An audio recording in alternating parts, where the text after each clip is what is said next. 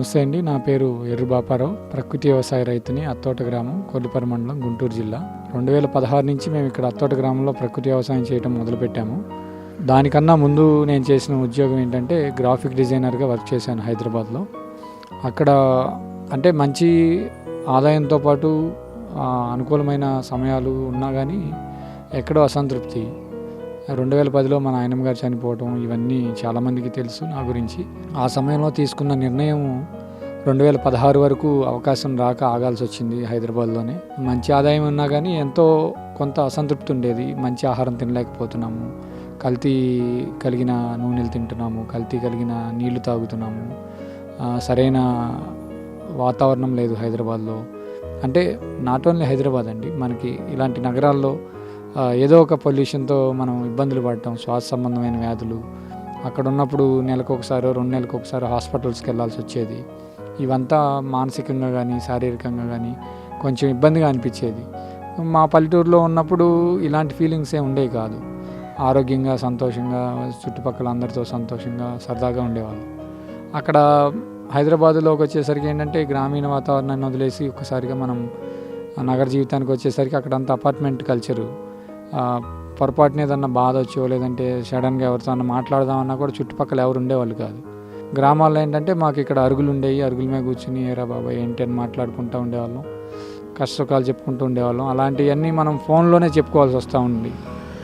హైదరాబాద్కి వచ్చేసరికి ఎందుకు ఇవన్నీ మన జీవితానికి అవసరమా అనిపించేది. అదే టైంలో మా నాయనమ్మ గారు క్యాన్సర్ చనిపోవడంతో క్యాన్సర్తో ఆ ఫీలింగ్ మనసులో ఉండిపోయి ఎట్లయినా సరే మనం మంచి ఆహారం పండించి, మనకి ఉన్నది భూమి, గ్రామంలో మన తల్లిదండ్రులు వ్యవసాయం చేసే బతుకుతున్నారు, మనం అలా బ్రతకలేమా, నలుగురికి మంచి ఆహారం పంచలేమా అనే ఒక ఉద్దేశంతో తిరిగి మళ్ళీ 2016లో ఇంటికి వచ్చేసాము. ఇంటికి వచ్చిన తర్వాత ఫస్ట్ మా 25 సెంట్లలో ఒక 3 రకాల వరి విత్తనాలతో మనం ప్రకృతి వ్యవసాయ విధానంలో దేశవాళీ వరి విత్తనాలు పండించడం జరిగింది. తర్వాత నుంచి ఎక్కువ మొత్తం విత్తనాలు పండించాలి, ఇంకా అనుభవాలు పెరిగినాయి అన్నమాట. అంటే అసలు రైతు గ్రామంలో ఉండేసరికి ఈ వ్యవసాయం మీద దృష్టి పెట్టినప్పుడు రైతు ఏం కోల్పోతున్నాడు, విత్తనం దగ్గర ఎంత దెబ్బతింటున్నాడు, విత్తనం వల్ల ఎంత నష్టం వస్తూ ఉంది, విత్తనం వల్ల ఎన్ని రకాల రసాయనాలు చల్లాల్సి వస్తూ ఉంది అనేది గమనించాను అన్నమాట మొత్తం. ఇలా గమనిస్తున్నప్పుడు ప్రధానమైనది ఏంటంటే కొన్ని సంకరజాతి చేసిన విత్తనాలు కానివ్వండి, కొన్ని జన్యుపరమైన మార్పిడి చేసిన విత్తనాల వల్ల కానివ్వండి, అవి సాధారణ వర్షాభావ పరిస్థితులకు కానివ్వండి, లేదంటే అప్పటికప్పుడు మారిపోయే వాతావరణ పరిస్థితులకు కానీ తట్టుకొని నిలబడలేకపోతున్నాయి. దిగుబడి అయితే ఇస్తున్నాయి కానీ ఎక్కువ రసాయనాలు ఇవ్వటం వల్లనే అవి నిలదొక్కుకోగలుగుతున్నాయి. కానీ ఈ దేశీ విత్తనం గురించి తెలిసినప్పుడు దానికి దీనికి తేడా ఏంటనేది గమనించినప్పుడు ఈ ప్రకృతి వ్యవసాయ విధానంలో కేవలం జీవామృతం ఇచ్చి తర్వాత వేప కషాయాలు చల్లుకుంటే చాలు, ఇది కనీసం ఖచ్చితంగా 20 బస్తాలనే దిగుబడి వస్తుంది, దానికి తోడు మంచి ఆహారం మనం పండించుకోగలుగుతున్నాం అనే ఉద్దేశంతో ఈ దేశీ విత్తనాన్ని ఇటాలియా వచ్చి 20 బస్తాలు వచ్చింది. ఇది చాలా సన్న రకం. తర్వాత ఇంద్రాణి వచ్చి సువాసన కలిగిన వెరైటీ, ఇది కూడా మీకు 20 బస్తాలు వస్తుంది. తర్వాత దీంట్లో వచ్చి నల్ల బియ్యం కాలాబట్టి వచ్చేసి 17 బస్తాలు వచ్చింది ఎకరానికి. వీటన్నింటినీ కూడా అంటే ఇలాంటివి చాలా రకాలు ఉన్నాయి. 200 రకాలేమో చిన్న చిన్న మడుల రూపంలో మనం మన ఊరు మన విత్తనం అనే ఒక పేరుతో విత్తన నిధిని ఏర్పాటు చేసి దాంట్లో చుట్టుపక్కల రైతులకి విత్తనం అందుబాటులో ఉండేలాగా ప్రయత్నం చేస్తున్నాము. కాకపోతే ఖరీఫ్ సీజన్ వరకే మన దగ్గర విత్తనం ఉంటుంది. తర్వాత మిగిలిన రకాలు రోజు తినే రకాలన్నీ కూడా ఎకరం, 2 ఎకరాలు, 3 ఎకరాలు అట్లా రకాన్ని బట్టి దాని యొక్క నాణ్యతను బట్టి డిమాండ్ని బట్టి ఎక్కువ వేయటం జరుగుతూ ఉంది. వాటిని తీసుకున్న వినియోగదారులందరూ కూడా చాలా సంతృప్తి వ్యక్తం చేస్తున్నారు ఫోన్లు చేసి. ఎందుకంటే ఈ ప్రకృతి వ్యవసాయంలో దేశీ విత్తనం పండింది అది తిన్న తర్వాత వాళ్ళందరికీ చాలామంది బాస్మతి అనే ఒక వెరైటీ ఉంది, అది మాకు కస్టమర్స్ ఏం చెప్తున్నారంటే తీసుకెళ్ళిన వాళ్ళు, మేము ఇది అంటే ఉడికేటప్పుడు కొంచెం జిగురుగా ఉంటుందండి భోజనం, ఇది గంజి వార్చుకుంటే మంచిగా ఉంటుంది. ఈ భోజనం తిన్న వాళ్ళు ఏంటంటే మాకు చాలా రోజుల నుంచి గ్యాస్ సమస్య ఉందండి, అది పోయింది, తర్వాత మాకు ఫ్రీ మోషన్ అవుతుందని చెప్తున్నారు. ఇట్లా మళ్ళీ క్యాన్సర్ పేషెంట్స్ కోసం నల్ల బియ్యం ఇస్తున్నాము. ఆ నల్ల బియ్యము తిన్న వాళ్ళు కీమోథెరపీ చేసుకున్న తర్వాత మాకు నరాల నొప్పులు వస్తాయండి, ఇలాంటి కొన్ని ఒళ్ళు నొప్పులు ఉంటాయి కీమోథెరపీ తర్వాత. ఈ బియ్యం తిన్న తర్వాత మాకు ఇంతకు ముందు ఉన్నంత నొప్పులు లేవు, కొంచెం బెటర్గా ఉంది అని చెప్పి వాళ్ళు రెగ్యులర్గా వాడేవాళ్ళు ఉన్నారు. ఇట్లా మళ్ళీ సువాసన బియ్యం వచ్చి గోవిందభోగు, ఇంద్రాణి ఇలాంటివి, తులసి బాస లాంటివి చిన్న బియ్యం ఇవి.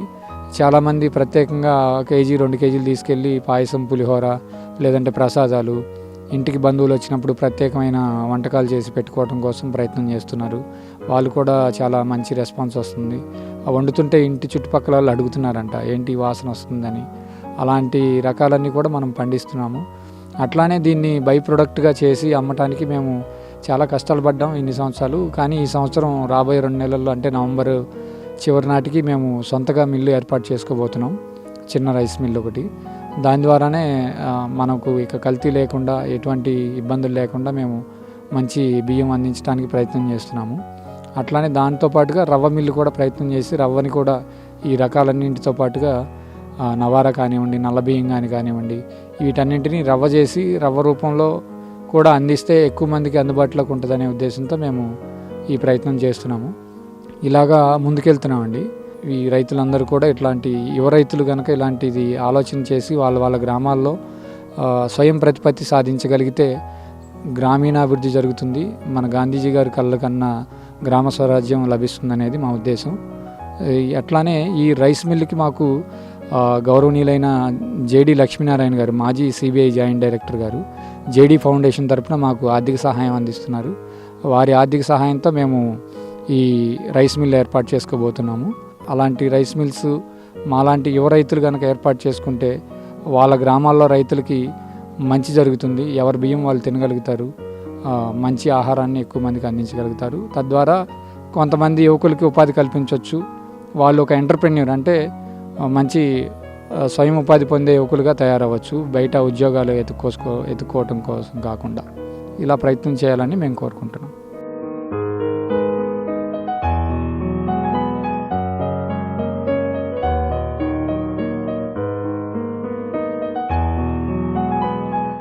ఇది మొత్తం ఎకరం 17 సెంట్లు అండి. ఇది దీంట్లో సుమారుగా 180 రకాల వరి విత్తనాలు, దేశవాళీ విత్తనాలు నాటాము.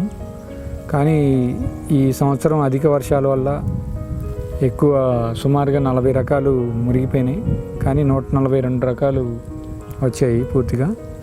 ఇవన్నీ కూడా చిన్న చిన్న మడులు, అంటే 5 మీటర్లు బై 5 మీటర్లు విస్తీర్ణంలో ఒక్కొక్క విత్తనాన్ని నాటాము. అట్లా సుమారుగా ఇప్పుడు 180 రకాల్లో మనకి 140 రకాలు మొలిచాయి. ఇవన్నీ కూడా విత్తనాభివృద్ధి కోసము, అట్లానే విత్తన నిధిని ఏర్పాటు చేసుకోవడం కోసం ప్రయత్నం చేస్తున్నాం. ఇక్కడ అత్తోట గ్రామంలో గత 4 సంవత్సరాల నుంచి ప్రకృతి వ్యవసాయ విధానంలో దేశవాళీ వరి విత్తనాలతో మనం పండిస్తున్నాము. ఈ దేశవాళీ వరి విత్తనాలన్నీ కూడా మనకి భారత్ బీజ్ స్వరాజ్ మంచ్ అనే ఒక జాతీయ సంస్థ ద్వారా మనకి వస్తున్నాయి ఈ విత్తనాలన్నీ. వీటన్నింటినీ మనం ఇక్కడ పూర్తిగా ప్రకృతి వ్యవసాయ విధానంలోనే పండించడం జరుగుతూ ఉంది. ఈ ప్రకృతి వ్యవసాయ విధానంలో మనకి జీవామృతము, ఘనజీవామృతం ఇవన్నీ రెగ్యులర్గా వాడుకుంటాం, మీ అందరికీ తెలిసిన విషయం ఇది.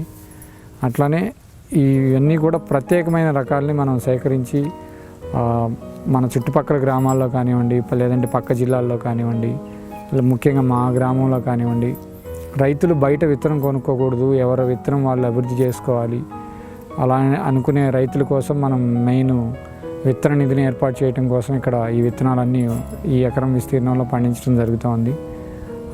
ఈ విధానంలో మనకి ఔషధ గుణాలు కలిగిన విత్తనాలు ఉన్నాయి, అట్లానే సువాసన వచ్చే విత్తనాలు ఉన్నాయి, తర్వాత షుగర్ని తగ్గించే విత్తనాలు ఉన్నాయి, తర్వాత నల్ల బియ్యాలు, క్యాన్సర్కి పనికొచ్చే రకాలు ఉన్నాయి.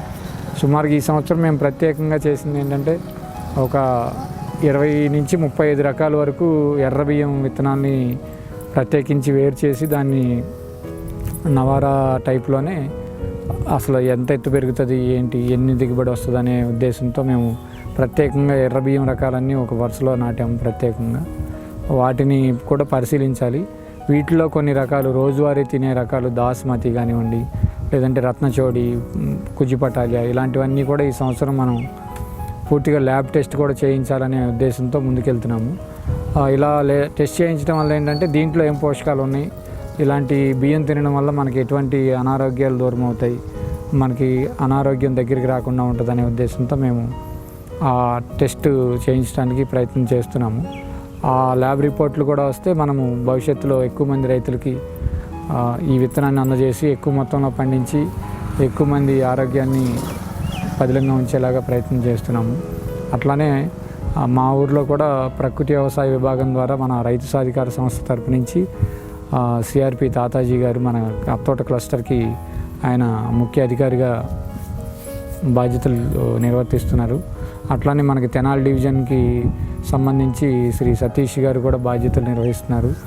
వీళ్ళందరి పర్యవేక్షణలో మాకు ఇక్కడ ప్రకృతి వ్యవసాయ విధానంలో ఎలాంటి తెగుళ్ళు వచ్చినా కానీ, అంటే సాధారణంగా దేశవాళీ విత్తనానికి తెగుళ్ళు రావు. ఒకవేళ వస్తే వారి సలహాలతో మేము ఏం కషాయాలు తయారు చేసుకోవాలి, ఎట్లా తయారు చేసుకోవాలి, అంటే ఈ వరి ఒక్కటే కాదండి, జొన్నలు వేస్తాము రెండో పంటలో, ఇంకా మూడో పంట కూడా ఈ సంవత్సరం లేట్ అవ్వటం వల్ల ప్రయత్నం చేయాలనుకుంటున్నాం. ఇలాంటి పంటలన్నింటికి కూడా వాళ్ళ సలహాలు సూచనలతో మనకి ముందుకు వెళ్తున్నాం మేము. అదండి ఇక్కడ జరుగుతున్న కార్యక్రమం.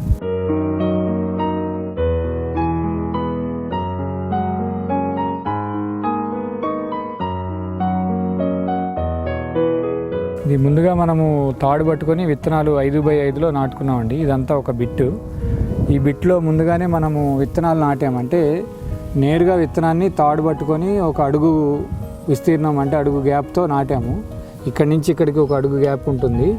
ఈ అడుగు గ్యాప్లో సుమారుగా అన్నింటికి కూడా సాళ్ళకి సాళ్ళు ఒక అడుగు గ్యాప్ పెట్టాము. నేరుగా విత్తనం నాటడం వల్ల మనకి తక్కువ విత్తనాలు పడతాయి, మొలకొచ్చిన తర్వాత కూడా బాగుంటుంది.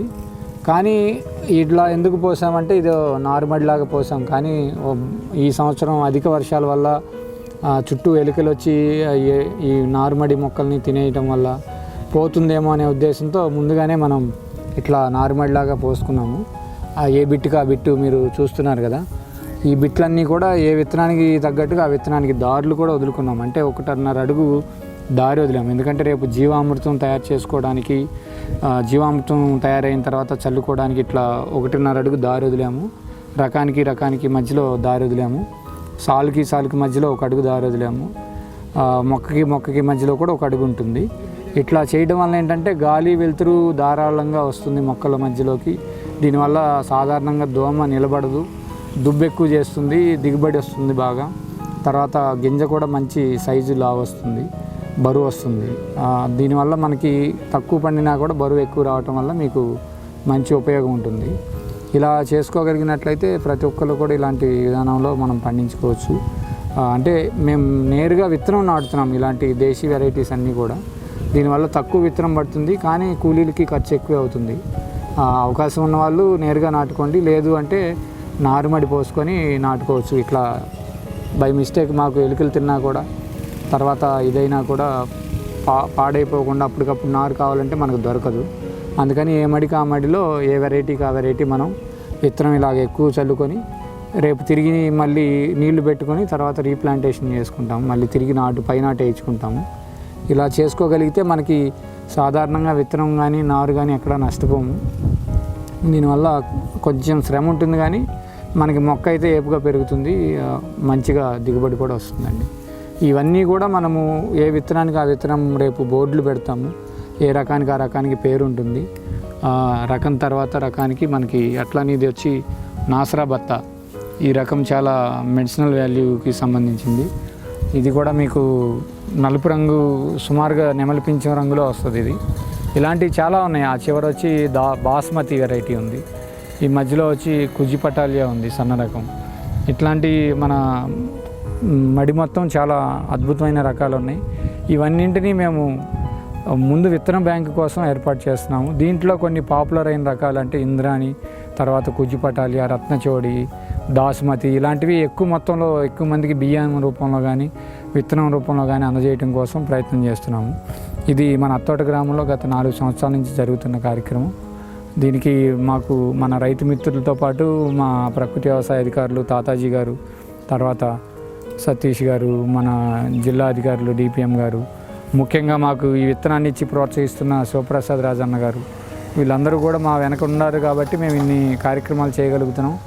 ఇన్ని కార్యక్రమాలు చేస్తున్నా, ఇంత సపోర్ట్ ఉన్నా ముందు మీ కుటుంబాల్లో సపోర్ట్ కావాలి. అట్లానే మా కుటుంబంలో మా భార్య కానీ మా తల్లిదండ్రుల సపోర్ట్ ఉంది కాబట్టి ఇన్ని రకాల విత్తనాలని ప్రయత్నం చేస్తున్నాం. మీరు కూడా మీ కుటుంబ సభ్యుల్ని ఒప్పించి ఇలాంటి దేశీ విత్తనాలు పండించి ఆరోగ్యంగా ఉండటానికి ప్రయత్నం చేయండి.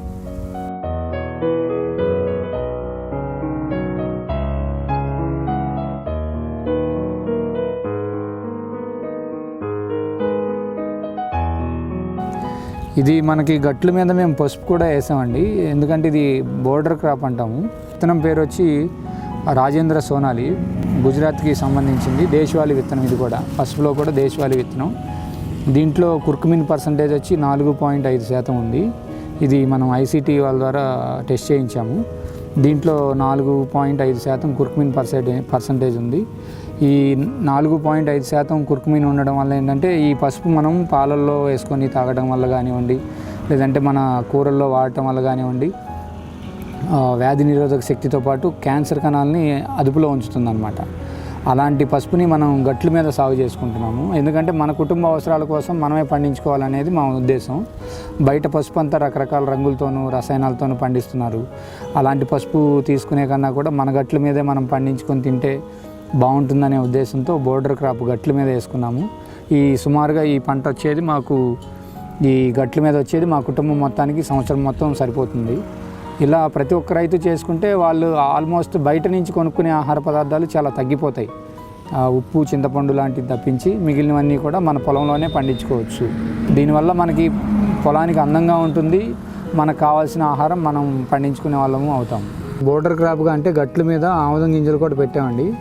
ఈ ఆముదం వల్ల ఏంటంటే మనకి బయట నుంచి వచ్చే పురుగులు మన ప్రధాన పంట మీద కాసించే చాలా వరకు పంట నాశనం చేసే పురుగులు ఏవి కూడా ఈ ఆముదం మొక్కలను దాటి ప్రధాన పంట మీదకి రావు. అట్లానే ఈ ఆముదం గింజలతో మేము పాతకాల పద్ధతిలో వంట ఆముదం తయారు చేస్తాం. అంటే ఈ ఆముదం గింజల్ని నలకొట్టి మరిగించి దాని ద్వారా వంట ఆముదం తయారు చేస్తాము. ఈ వంట ఆముదం చాలామంది మలబద్ధకం ఉన్న వాళ్ళకి మందుగా పనిచేస్తుంది. అంటే దీంతో కూర వండుకోవడం కానీ, లేదంటే ఇది ఒక స్పూన్ తీసుకోవటం వల్ల కానీ మలబద్ధకం పోతుంది. పాతకాలంలో మన పసిపిల్లలకి తలకి పెట్టేవాళ్ళు వేడి తగ్గుతుందని. అట్లానే ఆముదం ఆకులు కనుక బాగా వేడి చేసినప్పుడు, లేదంటే తలనొప్పి ఉన్నప్పుడు ఈ ఆముదం ఆకుని తలకి కట్టుకొని పడుకుంటే మీకు ఒక 1 అవర్ లోపలే తలనొప్పి తగ్గుతుంది. తర్వాత అరికాలల్లో కట్టుకుంటే అరికాలలో నుంచి వేడి లాగేస్తుంది. ఇలాంటి ఉపయోగాలు ఈ ఆముదం చెట్టు వల్ల ఉన్నాయి. అట్లానే మనకి బోర్డర్ క్రాప్ వల్ల చాలా ప్రధాన పంటకి పురుగు ఆశించకుండా ఉంటుంది. దానికోసం కూడా పెంచుతున్నాం. ఇది గట్టు నిండా పెంచాము. ప్రధాన పంట మీద ఆశించే పురుగులు చాలా తక్కువ వస్తాయి. అట్లానే ఈ వంట ఆముదానికి ఈ గింజలు ఉపయోగపడతాయి. ఇలా పెంచుకోవటం వల్ల కూడా ఎక్కువ మంది రైతులు వాళ్ళ ప్రధాన పంటని కాపాడుకోవచ్చు. దానికోసం ఇలాంటి ఆముదాలన్నీ పెంచుతున్నామండి.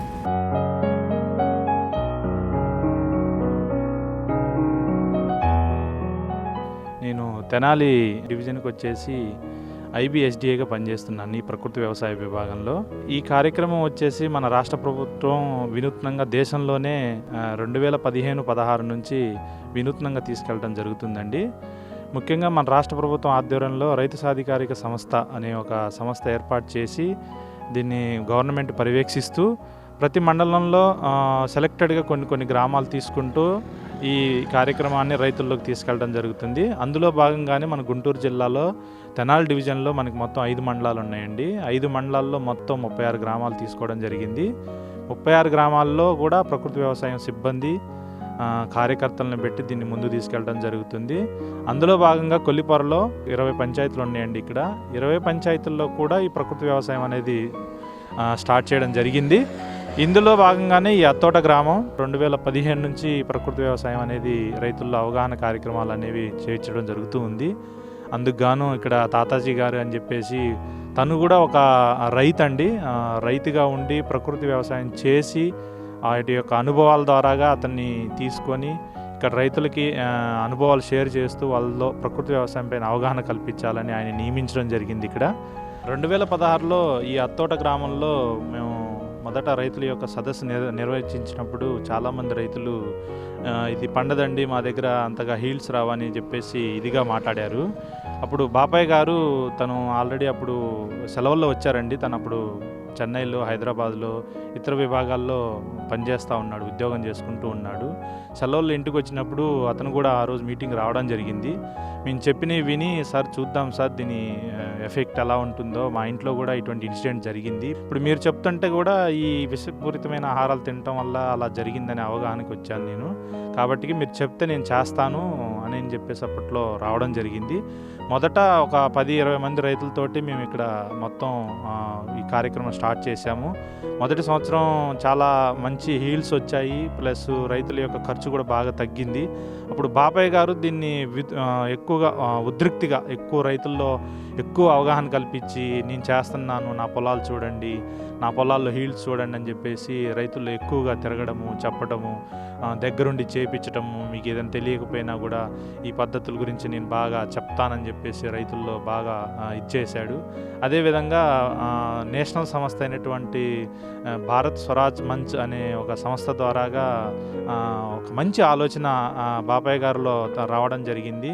సార్, మనం ఇప్పుడు బీపీటీలే వాడుతున్నాము, బీపీటీలు కాకోకుండా దేశీ రకాల వెరైటీస్ కూడా మన గ్రామంలోకి తీసుకురావాలనే ఒక సంకల్పంతో మేము రైతు సాధికార సంస్థ ద్వారా కూడా ఆ సంస్థతో మాట్లాడి ఇక్కడికి దేశీ రకాల వెరైటీస్ని బాబాయ్ గారి ప్రోద్బలంతో తీసుకురావడం జరిగింది. బాబాయ్ గారు ఎంతో కష్టంగా రైతుల్లో ఒప్పించి మొదట ఒక 50 మంది రైతులతోటి సుమారుగా ఒక 120 రకాలు మొట్టమొదటిగా స్టార్ట్ చేయడం జరిగింది.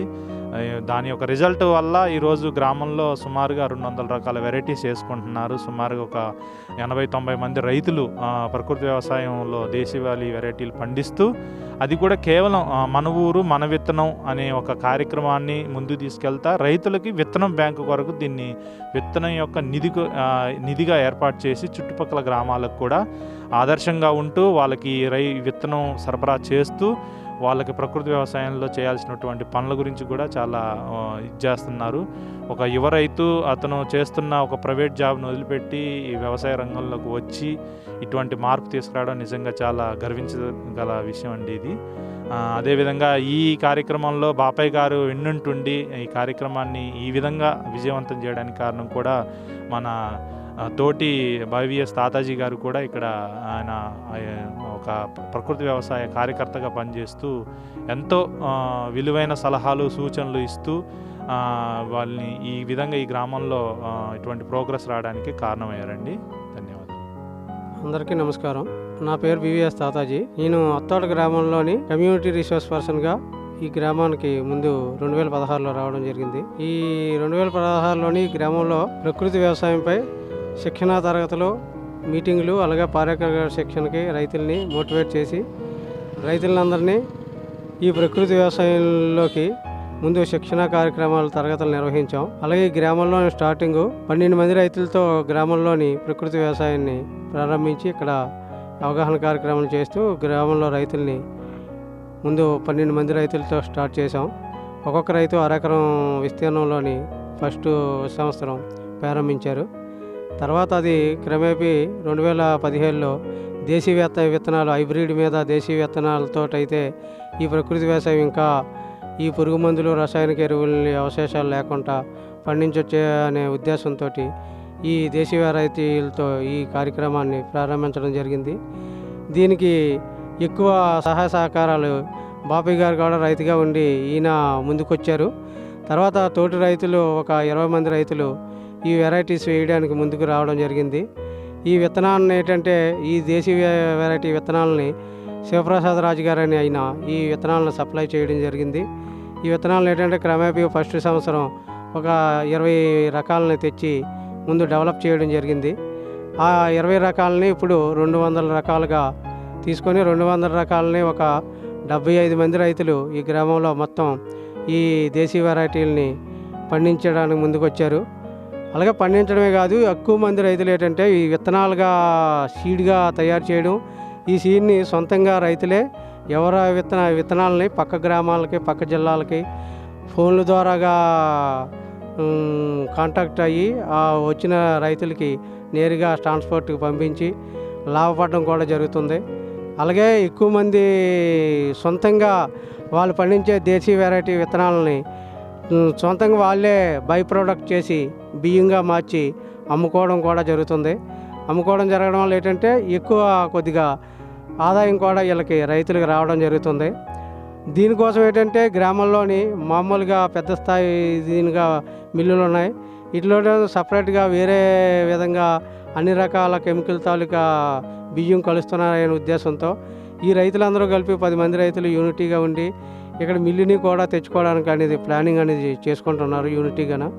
ఈ రైతులందరి కోసం సొంతంగా ఈ గ్రామానికి సంబంధించి ఒక మిల్లు అనేది, రైస్ మిల్లు అనేది తెచ్చుకొని, ఏది చిన్న మిల్లుని తెచ్చుకొని ఈ మొత్తం ఇక్కడ పండించే ఈ ప్రకృతి వ్యవసాయ సిద్ధంగా పండించే రకాలన్నీ వీళ్ళే సొంతంగా బై ప్రోడక్ట్ బియ్యంగా మార్చి వీళ్ళే సొంతంగా మార్కెట్ చేసుకునే స్థాయికి ఈ గ్రామంలో రైతులు రావడం అనేది చాలా సంతోషదాయకం. వాళ్ళందరికీ కూడా నా ధన్యవాదాలు మీ మీడియా తరపున. అట్లానే ప్రతి గ్రామంలో కూడా ఇలాంటి దేశీ విత్తనాన్ని పండించుకొని మీ కుటుంబ సభ్యుల ఆరోగ్యం కోసం, మీ చుట్టుపక్కల రైతుల కోసం, కనీసం మనం తినడం కోసం పండించుకోగలిగితే ఇప్పుడు ప్రధానమంత్రి మోడీ గారు చెప్పినట్టు స్వదేశీ ఆలంబన అనే విధానంలో మనకి స్వదేశీ ఉత్పత్తులు తయారు చేసుకోవటం కానివ్వండి, లేదంటే స్వదేశీ ఆహారాన్ని పండించుకోవటం కానివ్వండి, లేదా మన దేశంలో పండిన ఆహారాన్ని, లేదంటే మన దేశంలో తయారైన వస్తువులను మనం వాడటం వల్ల కానివ్వండి, మన దేశంలో ఆర్థిక వ్యవస్థ మెరుగుపడుతుంది. దీని ద్వారా మనము స్వయం ప్రతిపత్తి సాధించగలుగుతాము. ముఖ్యంగా రైతులు స్వయం ప్రతిపత్తిగా జీవించగలిగితే ఇతర దేశాల కంపెనీలన్నిటికి కూడా ఆదాయం తగ్గి మన దేశంలో ఉన్న కంపెనీలకి ఆదాయం పెరగటం వల్ల మన పిల్లలకి ఉద్యోగ అవకాశాలు మెరుగుపడతాయి. అంటే ఉద్యోగాలు పంపించాలనుకునే వాళ్ళకి, లేదంటే ఇక్కడ మంచిగా వ్యవసాయం చేసుకొని మనం నలుగురికి మంచి ఆహారాన్ని పెంపొందించి అందించగలుగుతామని కోరుకుంటున్నాను.